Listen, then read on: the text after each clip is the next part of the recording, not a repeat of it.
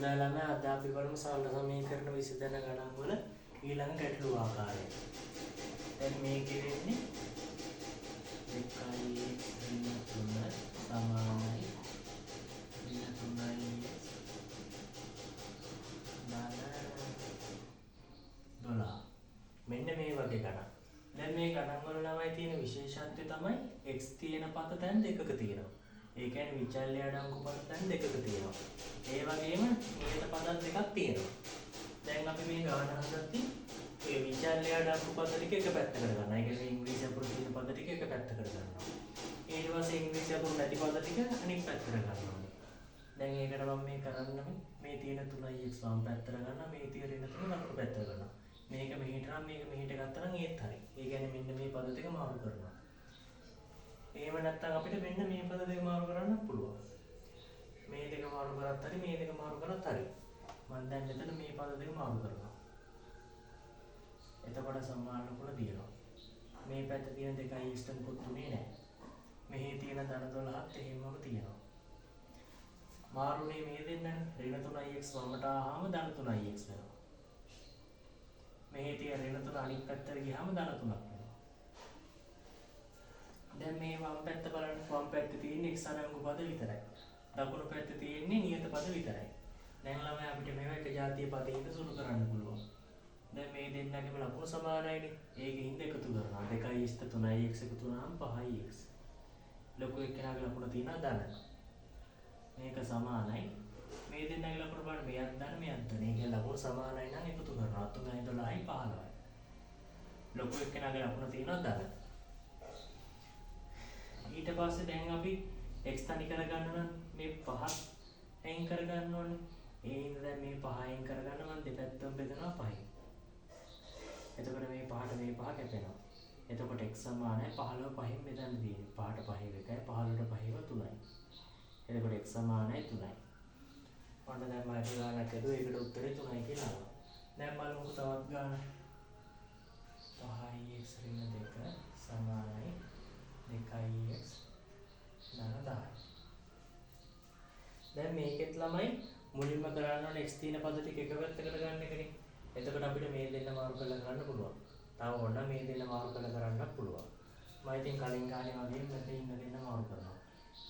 එතකොට x තියෙන පදේ වමට එනවා x නැති පදේ දකුණට යනවා. එතකොට මේ මැද්දේ සමාන ලකුණ තියෙනවා. වම් පැත්තේ තියෙන 5 ඉෂ්ට මුකුත් තුනේ නැහැ එහෙමම තියෙනවා. දකුණු පැත්තේ තියෙන ධන 10ත් එහෙමම තියෙනවා. වෙනස් වුණේ මේ දෙන්නනේ. මේ තියෙන ධන 2x වමට ආවම ඍණ 2x වෙනවා.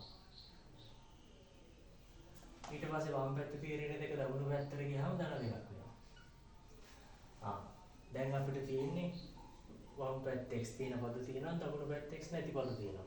දැන් ළඟ අපිට මෙතන එක જાතිය පද සුළු කරන්න පුළුවන්. දැන් මේ දෙන්නම x පදනේ. මෙයාගේ ලකුණ ධන මෙයාගේ ලකුණ ඍණ. එතකොට ලකුණු අසමාන හින්දා අඩු කරනවා. 5x කින් 2x ගියාම 3x කියලා එන්නේ. ලොකු එක්කෙනාගේ ලකුණ තියෙනවා ධන. මෙතන ලකුණ ධන එහෙනම් මෙතන ලකුණ ධනම තියෙනවා. අපි ඉතින් මෙතන ධන කියලා දාන්න ඕනේ නෑනේ. ඍණාව තමයි දාන්න ඕනේ විශේෂයෙන්. දැන් මේ දෙන්නගේ බලන්න මේ දෙන්නගේ ලකුණු මෙයක් ධන මෙයක් ධන ඒකයි ලකුණු සමානයි අපි එකතු කරනවා. 2යි 10යි එකතු කරාම 12යි. ලොකු එක්කෙනාගේ ලකුණ තියෙනවා ධන. දැන් අපිට තියෙන්නේ මෙන්න මේ 3න් කරන්න දෙපැත්තම 3න් බෙදන්න. මෙහෙත් බෙදනවා 3. එතකොට මේ 3ට මේ 3 කැපෙනවා. ඔන්න එතකොට x ට උත්තරයක් එනවා 3ට 3 1යි 12ට 3 4යි. එතකොට x සමානයි 4යි කියලා එනවා. මම තවත් ගණනක් කියලා දෙන්නම්.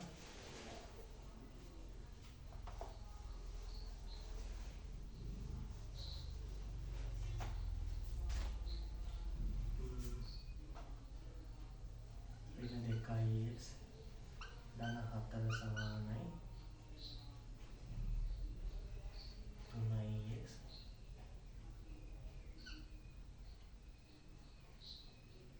ඍණ 16. දැන් මෙතනත් x තියෙන පද එක පැත්තකට ගන්න බෑ. එහෙනම් දකුණු තියෙන x පදේ වමට නම් වම් පැත්තේ තියෙන x නැති පදේ යාට යනවා. මේ දෙන්න මාරු කරනවා. එතකොට මෙහි තියෙනවා ඍණ 2x. මේ ධන 3x වමට ආවම ඍණ 3x වෙනවා. ඊළඟ සමාන ලකුණ. ඊට පස්සේ මේ තියෙන ධන 4 එහාට ගියාම ඍණ 4ක් වෙනවා. ඊළඟට තියෙනවා ඍණ 16. දැන් බලන්න මේ වම් පැත්තේ තියෙන කෑලි දෙකම x තියෙන පදනේ.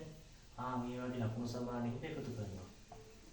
මෙයාත් ඍණ මෙයාත් ඍණ ඒකයි ලකුණු සමාන ඇති එකතු කරනවා. 2:3යි x එකතු වුනහම 5x ලොකු එක්කෙනාගේ ලකුණු තියෙනවා ඍණ.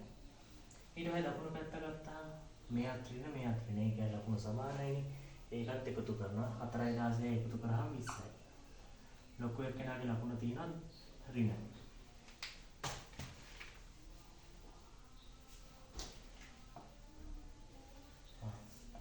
දැන් අපිට මේ x තනි කරන්න මෙන්න මේ ඍණ 5න් කරන්න බෑ.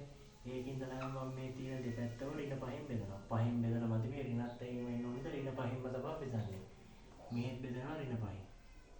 එතකොට මේ පහට මේ පහ කැපෙනවා. එතකොට මෙහි x තනි වෙනවා. x සමානයි 5ට 5 1යි 20ට 5 4යි. එතකොට උත්තරේ 4යි. ලකුණ මේ ඍණ මේ ඍණ ඍණයි ධන. එතකොට x සමානයි ධන 4යි කියලා ආවා. මම ඉතින් හිතනවා ඔයාලට මෙන්න මේ කොටසත් තේරෙන්නේ නැති කියලා. මම ඊළඟ කොටසෙන් ළමයි මේකේ හරයවල් වෙන ගණන් කියා දෙන්නම්.